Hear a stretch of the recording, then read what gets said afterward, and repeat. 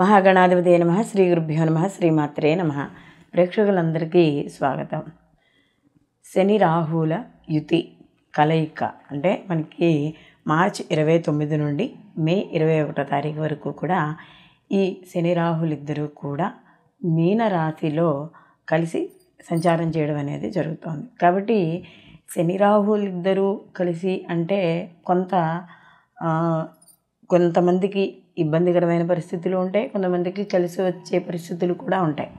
అయితే ఇవి ఇక్కడ మనకి పూర్వభాద్ర 4వ పాదం మీద ఇక్కడ వీళ్ళు సంచారం చేయడం అనేది జరుగుతుంది. కాబట్టి ద్వాదశ రాశుల వారికి ఈ శని రాహుల యొక్క కలయిక వల్ల ఎటువంటి ప్రభావాలు ఉండబోతున్నాయి, వీళ్ళు ఎటువంటి పరిహారాలు చేసుకుంటే వీడి తీవ్రత తగ్గించుకోవచ్చు అనే విషయాలు మనం తెలుసుకుందాం. ఎందుకంటే ఇది కేవలం మనకి ఈ తెలుసుకోవడం ద్వారా వచ్చే ఏవైనా విపత్తులు కావచ్చు, లేకపోతే మనకి జీవితంలో జరిగే కొన్ని అనుకోని సంఘటనలు కావచ్చు, మంచి కావచ్చు చెడు కావచ్చు, ఏదైనా మనకి తెలుసుకునే అవకాశము, ఒకవేళ ఏవైనా అనుకోని పరిస్థితుల్లో ఒకసారి ఏమైనా నష్టం కానీ లేకపోతే ఏమైనా ఇబ్బందులు కానీ కలిగితే వాటికి పరిహారంగా మనం ఎటువంటి పరిహారాలు చేసుకుంటే తీవ్రత తగ్గుతుంది అనే మనం పరిష్కార మార్గాలు కూడా తెలుసుకుందాం. కాబట్టి వీడియోని ఎక్కడ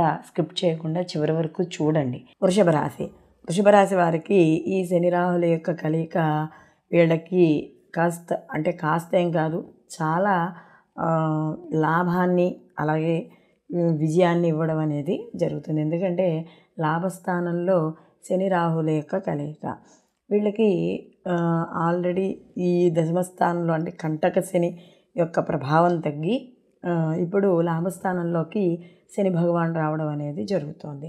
అయితే ఇక్కడ రాహు కూడా దశమంలోకి వెళ్లకుండానే ఉన్నాడు. కాబట్టి వీళ్ళకి ఇద్దరూ కూడా ఈ రెండు పాపగ్రహాలు కూడా ఎప్పుడైతే లాభస్థానంలో ఉన్నాయో వృషభరాశి వాళ్ళకి ఈ సమయం అత్యంత వీళ్ళకి అనుకూలమైన సమయంగా చెప్పవచ్చు. అంటే వీళ్ళకి ఆర్థికంగా కానీ, ఉద్యోగపరంగా కానీ, వ్యాపారపరంగా కానీ, కుటుంబపరంగా అన్ని రకాలుగా కూడా వీళ్ళకి కలిసి వచ్చే కాలంగా చెప్పవచ్చు. అంటే ఉద్యోగరీత్యా కూడా ఏమైనా వీళ్ళు ఉద్యోగాల్లో మార్పులు వచ్చినా లేకపోతే ఏవైనా అంటే ఎవరైనా ఉద్యోగం పెరగాలనుకున్న ఉద్యోగం మార్పు చెందాలనుకున్న ఈ సమయం కూడా వీళ్ళకి అనుకూలంగా ఉండడం అనేది జరుగుతుంది. అలాగే ఇన్వెస్ట్మెంట్లు, ఇదివరకు అయినా వీళ్ళు ఇన్వెస్ట్మెంట్లు చేసిన చోట ఎక్కడైనా చేసి ఉంటే అవి కూడా వీళ్ళకి కాస్త వాటి యొక్క రేట్లు పెరగడమో, లేకపోతే భూముల యొక్క రేట్లు పెరగడమో, లేదా వీళ్ళు అమ్ముదామనుకున్న ఏదైనా ఇళ్ళు కానీ లేకపోతే ఏవైనా అయ్యి ఉండొచ్చు, వాటి ధరలు పెరగడం ద్వారా వీళ్ళకి కొంత లాభం రావడం అనేది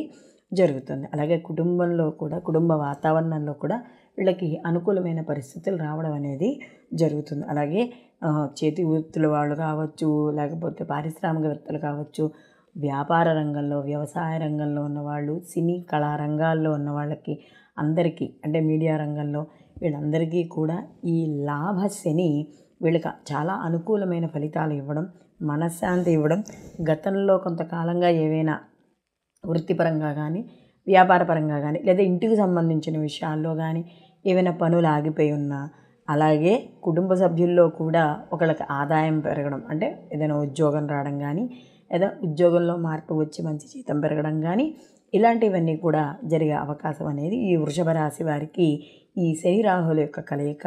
అంటే లాభస్థానంలో దీంతో పాటుగా మనకి ఈ షష్టగ్రహ కూటమి అని మనం ఇంతకుముందు మనం వీడియోల్లో చెప్పుకున్నాం కదా.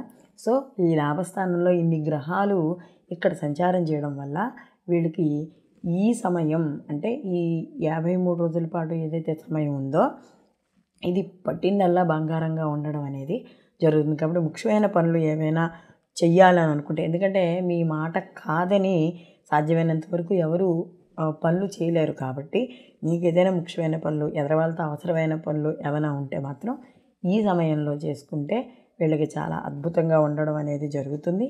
అలాగే వీళ్ళకి పెద్దగా చేసుకోవాల్సిన రెమెడీస్ అంటూ ఏమీ లేవు. ఎందుకంటే వీళ్ళకి అనుకూలంగానే గ్రహాలన్నీ ఉన్నాయి. కాబట్టి నిత్యము కూడా శివారాధన చేసుకుంటూ ఉండడం అనేది ఉత్తమము.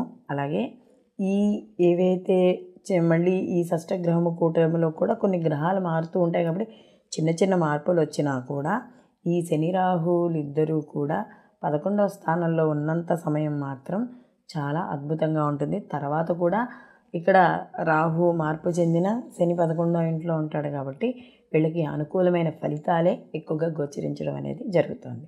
ఈ వీడియో కానీ మీకు నచ్చినట్టయితే లైక్ చేయండి, షేర్ చేయండి, సబ్స్క్రైబ్ చేసుకోవడం మర్చిపోకండి. అలాగే మీ అభిప్రాయాల్ని కామెంట్ రూపంలో తెలియజేయండి. సర్వేజన సుఖినో భవంతు, లోకా సమస్త సుఖినో భవంతు.